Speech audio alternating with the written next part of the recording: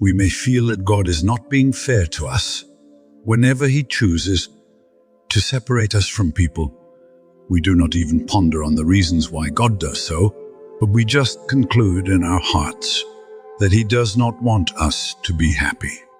Isolation in our lives should be cherished moments for all Christians. When God decides to isolate us, it is just Him telling us to begin to reflect on our lives.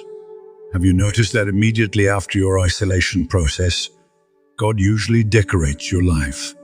You will begin to notice that your love for God increases, and you will decide to spend more time with Him. Our moments of isolation are the moments when we think deeply about how our lives have been and how successful our Christian journey is turning out.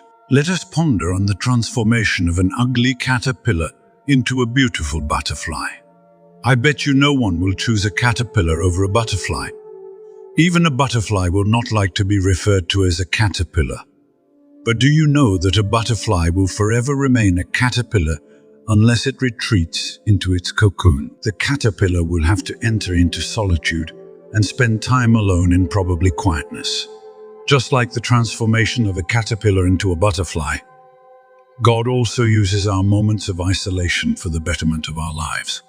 Although the quietness may seem unbearable, hold tight to God. The end of your isolation process will make you 100 times better than you previously were. When we continue staying in a noisy place, we will definitely not hear the voice of God because of the distractions that surround us. God isolates us from everyone else so that we can listen attentively and carefully to Him. We should learn to pay complete attention to God so that we be able to hear Him clearly. Just so you know, your moments of isolation are not moments of punishment. God does not isolate us because He is angry with us. No, rather, He takes us into a place of isolation so that He can draw us closer to Himself. We should learn to rejoice in our moments of isolation because we will definitely come out much greater and better than we previously were. Just the mere thought of being alone from everyone else may be frightening, but God does this solely for the betterment of our lives.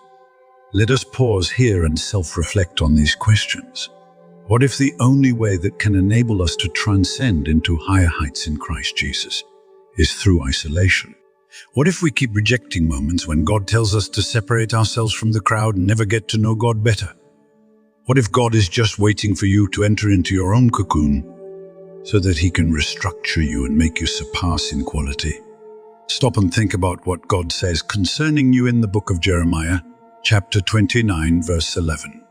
For I know the thoughts I have towards you, thoughts of good and not of evil, to give you an expected end. If you truly believe in the words of God, then my brothers and sisters in faith, I want to let you know that your moments of isolation are a part of the special plans God has for you.